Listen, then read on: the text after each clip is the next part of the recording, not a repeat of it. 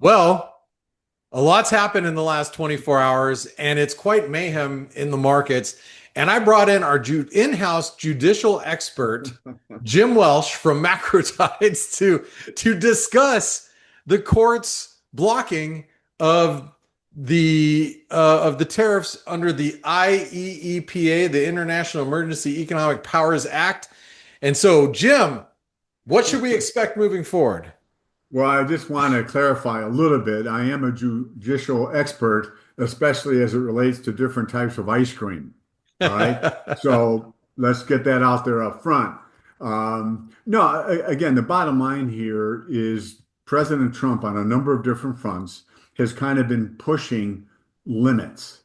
And the courts have been kind of redefining limits and either pushing back or, in some cases, saying, all right, what you did is all right. And this is just another example. I think the bottom line is it just adds to the uncertainty, both in terms of, okay, does it delay the outcome on some of this stuff? Because it's going to be decided in courts. At the same time, some of the countries that are negotiating with Trump, are they going to be then a less motivated? Well, maybe we'll drag our feet and just see if you can really hit us with those reciprocal tariffs or not. So to me, this just adds to the kind of confusion. And it is, I think, being reflected in the markets, especially the dollar, and then how other markets are trading relative to the dollar. And like as you're pointing out, the uncertainty is really, really seeping through the market. You're obviously seeing stocks. They were higher last night when everybody's like, woo, woo, woo, no, no, no tariffs. But everybody's taking a step back and going, wait a second. There probably still is going to be tariffs. There's got to be a backdoor way around that Trump's going to do it, but it could take weeks, as you pointed out. Yep. There's some uncertainty. The dollar was strong last night after the announcement. It has gotten pummeled. We've seen 100 at this point in time. The euro is trading at its highs, and I know it's partially due to end of month demand to sell dollars, but on top of that, it's up 170 pips from the lows, which is a Yeah. big Yeah. move for the currency market. So the dollar Yeah. is really reflecting this. Yeah, it is. And when we look at the charts, what you'll see is the recent decline from 101.97. In other words, prior to today's trading action, there's 5 waves down. I covered this in this week's weekly technical review, and why my conclusion was, yeah, we were going to get a bounce in the short term and then a decline that would take us to new lows below the recent low we saw a few weeks ago. So to me, it's interesting sometimes when you look at, most of us look maybe at daily charts. Not a lot of people, only crazy people like you and I and other people in your community who look at 30-minute charts. But sometimes they are really revealing in terms of what they show is happening under the surface. And when I looked at the 30-minute chart earlier this week on the dollar and gold, it led me to completely kind of reverse my take that gold was going to decline more and the dollar, had bottomed. It confirmed to me that we're going to see more weakness in the dollar, which I think implies gold going to a new high. We'll get into that in more detail, obviously. Okay, so with all that being said, Jim, it looks like that we don't want to back off here, but I want to ask you, and I know we're going to get into your charts really quick, but where's this leave the stock market? I mean, look, the stock market is still just 3-4% off the all-time highs. Yeah. As I noted last week when we talked, the advanced decline line had made a new all-time high. In other words, finally, it got above the high it reached in November of 29 of last year. And just as weakness in the advanced decline line warned that the market was vulnerable to a pretty sharp correction as we got into February and so forth, you and I were talking about it. I was showing the 80 line. I'm going to interpret it. The strength in the 80 line, it making a new high is being constructive, and it makes me believe that the S&P is going to also make a new all-time high. So that's where I think we're at. That the All right. market is, Well, the yeah, market wants to believe all this stuff is going to work out okay. And I think, they're interpreting that this action by the International Court is going to slow Trump down. And I think it will, Blake, in the sense of, what we've seen over the last 2 months is you wake up and all of a sudden there's another big tariff being slapped on somebody. I think this decision is going to limit that behavior.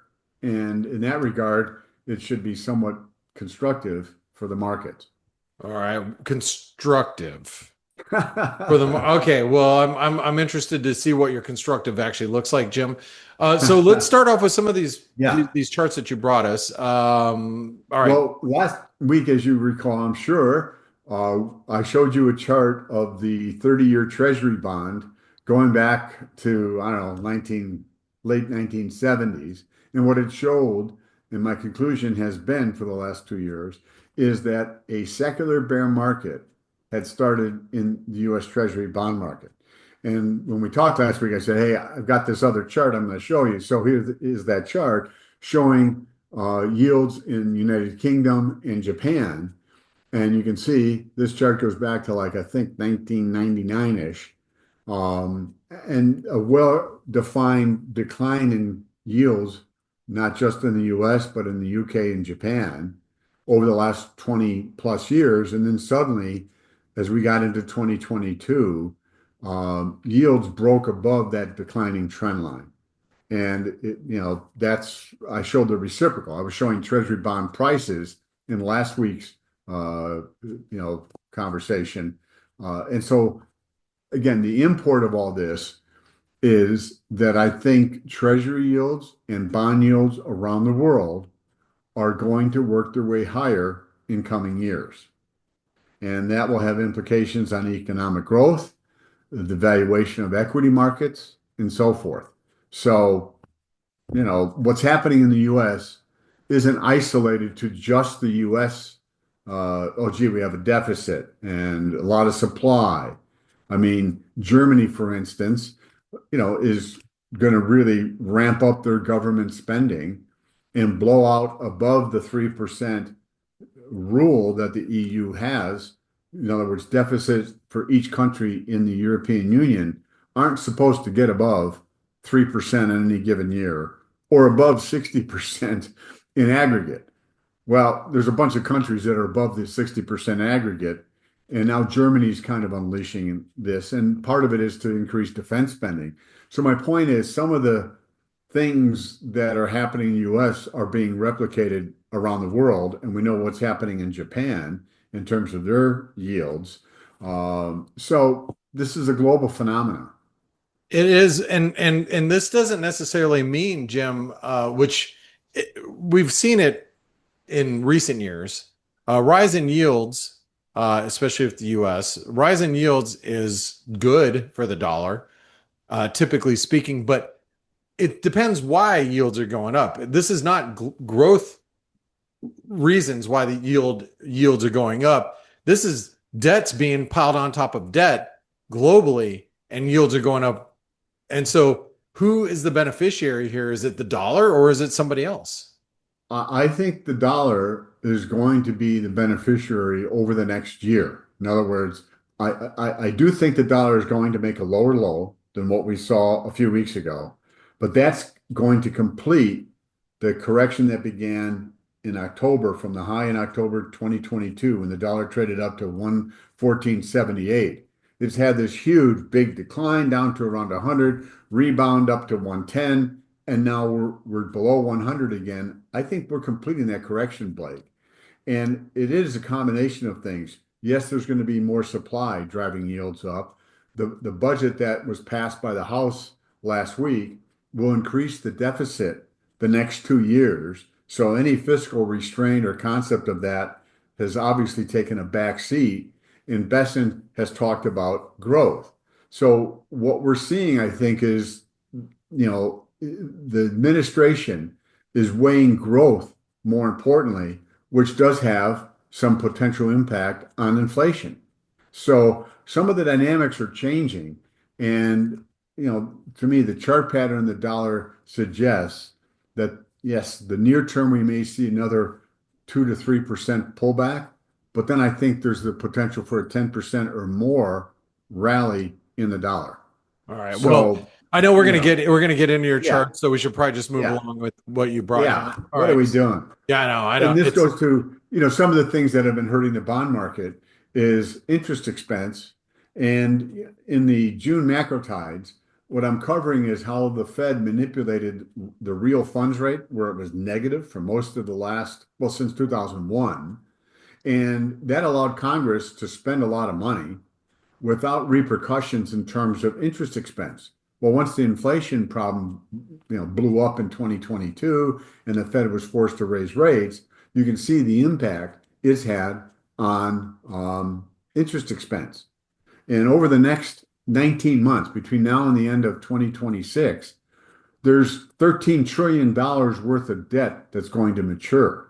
that's a So if crazy you think about it, all the debt that was issued prior to 2020, and when we were at those extreme lows in 2020, is a lot of that debt comes due, it's going to be rolled over at higher yields.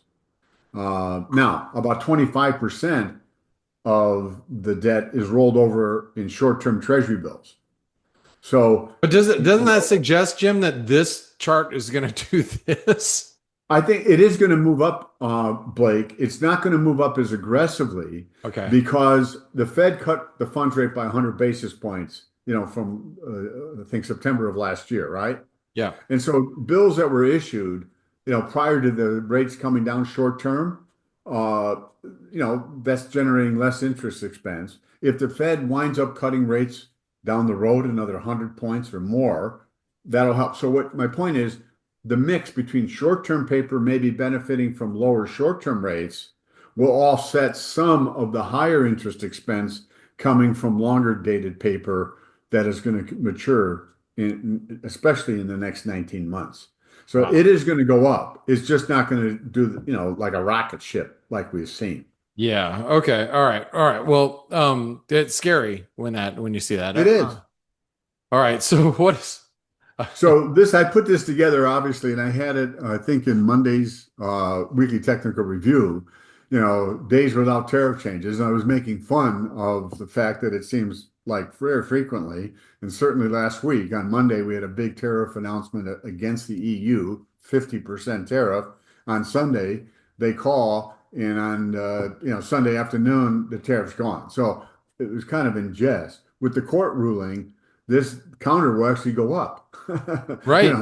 Show one and two and three. So I was just trying to highlight how topsy-turvy the road has been since February 3rd in terms of changes to the tariffs being raised aggressively, lowered aggressively, and a lot of it just almost seeming to come out of the blue. So So, yeah, well, we'll see how long this counter lasts because yeah, I guess it all depends on how quickly we can run through the appellate court and into the you know yeah, potentially all the way up to the Supreme Court. yeah, potentially. All right. Well, Yeah. all right, this little All right. box, what does this mean? Well, this is just highlighting what I just talked about. On last Friday, Trump's 50% tariff on EU. The S&P immediately dropped about 1.5% and then recovered a little bit. And then, of course, we get the news on Sunday and, of course, the opening on Tuesday after Memorial Day holiday. Bingo, we're up huge, right? And the thing I would point out, there's a there's a what do they call those things? TACO, an expression. Oh, the Trump always Trump always chickens chickens out. out taco. Yeah. Yeah. And he didn't appreciate when the reporter kind of mentioned that to him No, yesterday. no, he didn't. But the markets, that's their viewpoint, is that he's doing this stuff, and then it's just a question of when he's going to roll back the tariffs. And I think it summarizes the outlook that Wall Street has that really from the beginning, initially was, well, he's not going to be that serious or raise them low. And then he went more aggressively than I think anybody expected in March and April. So I'm just pointing out the kind of volatility that's happening on these news announcements. But my takeaway in my report this week was the markets are of the mind that, okay, when something bad happens on the tariff front, the market isn't reacting the way it did in March and April when the S&P got hammered. All right. Now, okay, 1.5%. That's not small per se, but then it immediately recovers because people are anticipating that all right, yeah, this isn't good, but it's just a question of when, not if, this is going to get rolled back. And so that to me is, the psychology of the markets has become more complacent toward tariffs because the anticipation is he's going to bark and then he's going to back down. Right. Okay. Now, I Well, will point out one thing, okay? It's hard not to be put off by the way Trump does some of this stuff, all right?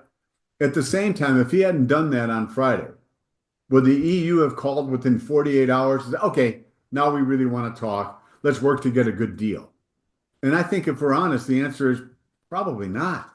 yeah. So even though we may find the way he does stuff kind of objectionable, at the same time, I think the leaders around the world have come to think that they may not like him, they may not respect him, but they kind of believe that if he says he's going to do it, he's going to do it. And that genders, a different kind of respect where they respond.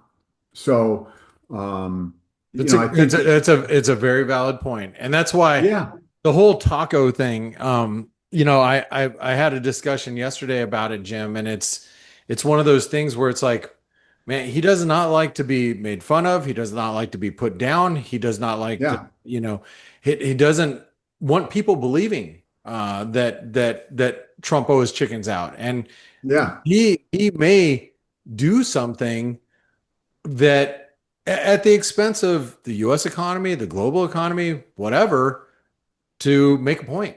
Um, yeah, yeah. it's Well, entirely and again, possible, and we have to to say be, that he chickened out as opposed to the EU, well, how do you describe the EU's reaction to that? Was that brave? Was that resistant? No, they picked up the phone and said, okay, let's start talking. And then they started making sure. appointments in terms of conversations and meetings and all the rest of that. Again, people hate Trump. And no matter what he does, they're going to try to view it as negatively as possible. And that's just a fact of life that we deal with. And sometimes, the way they react, I think, is more out of the sake of criticizing him as opposed to being anything close to objective. Yeah, The reality is he went 50%, they called right away. yeah. Okay. Was that him backing down?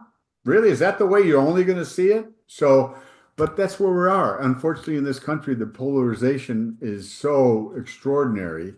I don't think it's healthy, but it is where we're at. It is, and what I'm most concerned with, and this is brings up your next chart. We start talking about the dollar, because the dollar, I keep trying to have to explain to people, it's not losing its reserve status because it's going down. It's the euro has been as high as 160 in the last 20 years. Yeah, 2014. Yeah, or no, 2007, when it was at once before the financial crisis, it was Yes. at 160. And Yeah. was the dollar in danger of losing its reserve status? No, we're having the same conversations today that we were having in 2006, 2007. Yeah. Yeah. No, Yeah. the reality is the dollar has the reserve status not based on its price. It's a lot of other factors that have allowed the dollar to assume that mantle and really maintain that mantle for the last 70 years. And it's those other factors that are the impediments that any other country or group of countries have to overcome to bring the dollar off that mantle of reserve currency status. And And even if it loses value comparatively speaking to another currency, it's not like it's losing its status. It's just that diversification is happening yeah, amongst banks and institutions, and yeah, you're going to see shifts of sometimes portfolios, or bank portfolios might be more slanted towards dollar, a bigger dollar position, and sometimes more to a weaker dollar position. And I think we're seeing that right now, where you're going to see those shifts appear, and that's what's creating the dollar, yeah, selling yeah. right now, if you will. But Well, and anyway, again, my take here is that the concern that's being raised about, oh my God, the dollar's going to lose its reserve status. I think the Economist magazine had something on their cover. yeah. Well, to me, those are all the signs you would think that would show up when the dollar was near an important trading low. All right. And that has to be worked into the conversation that Reddit, all this negative sentiment is after the dollar has just declined, 11%, okay, which is feeding into it.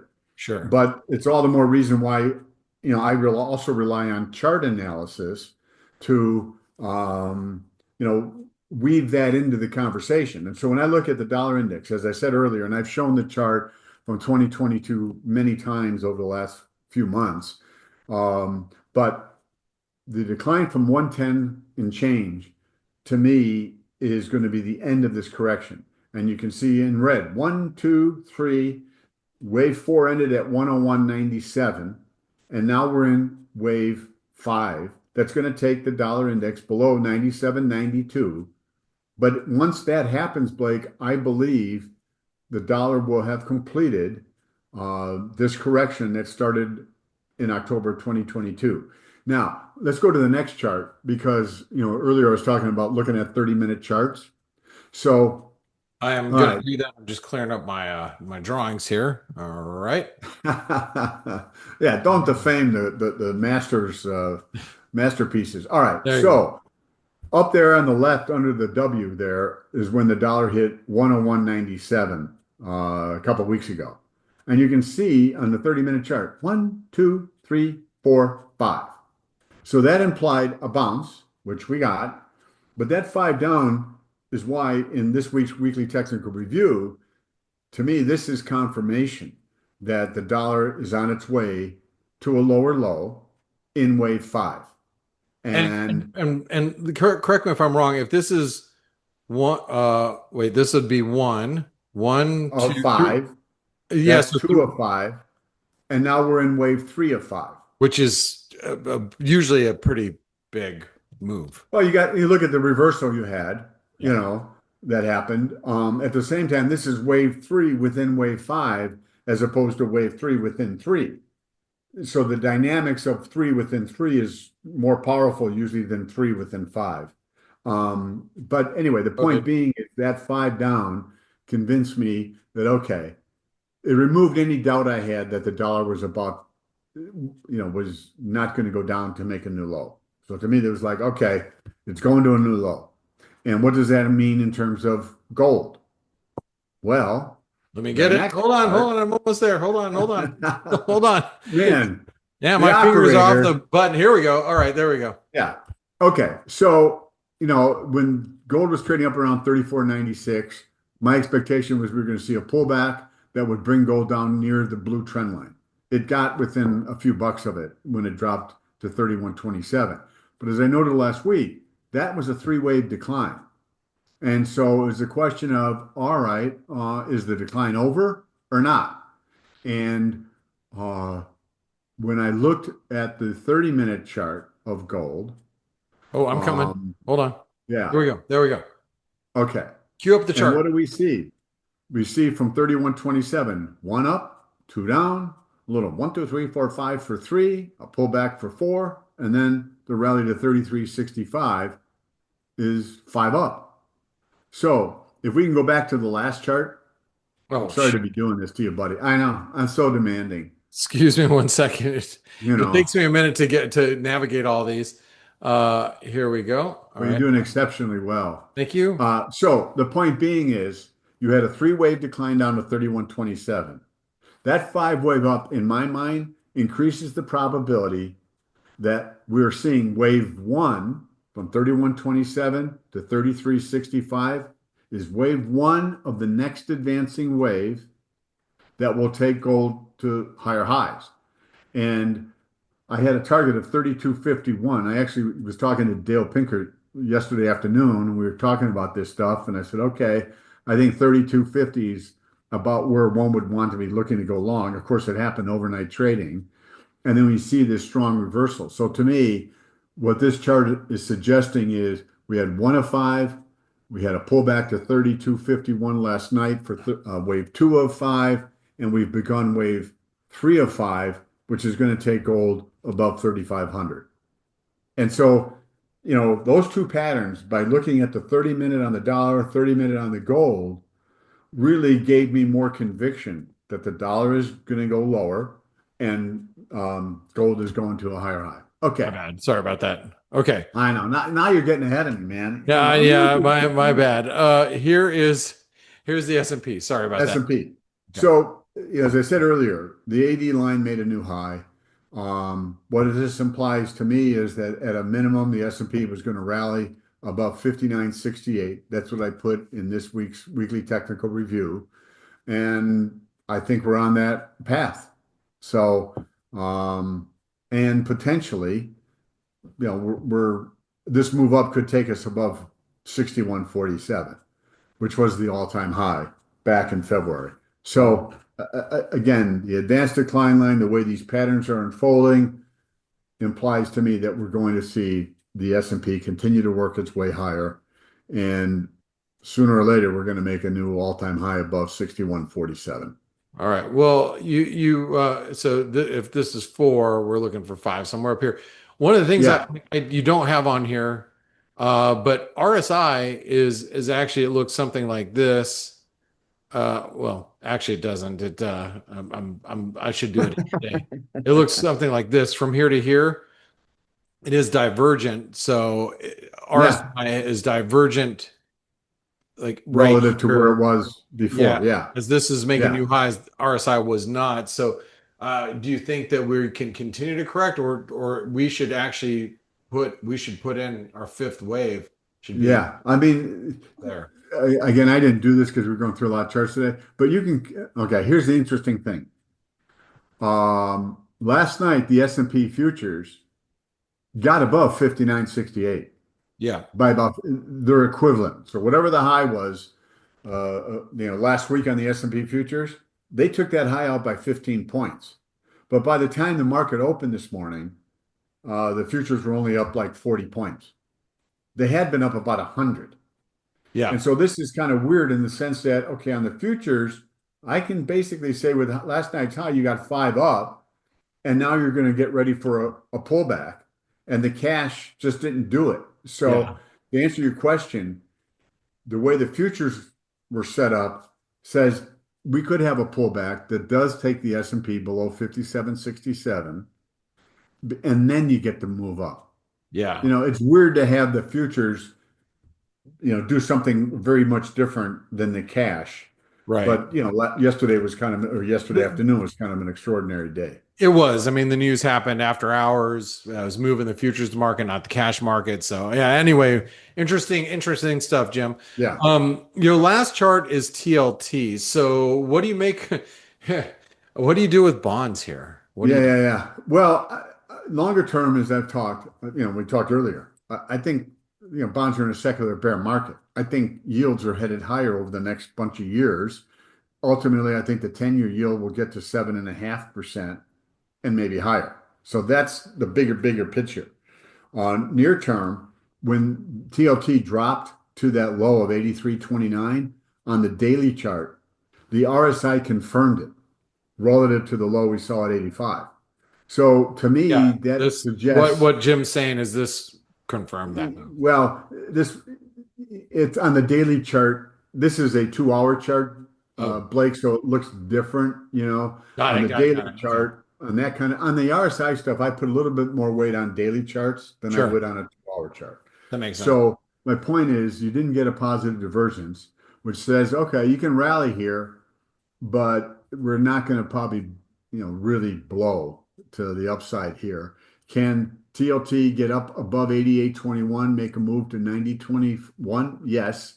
You can see it almost looks like a little inverted head and shoulders with a neckline at what, 88.50 or whatever that would be.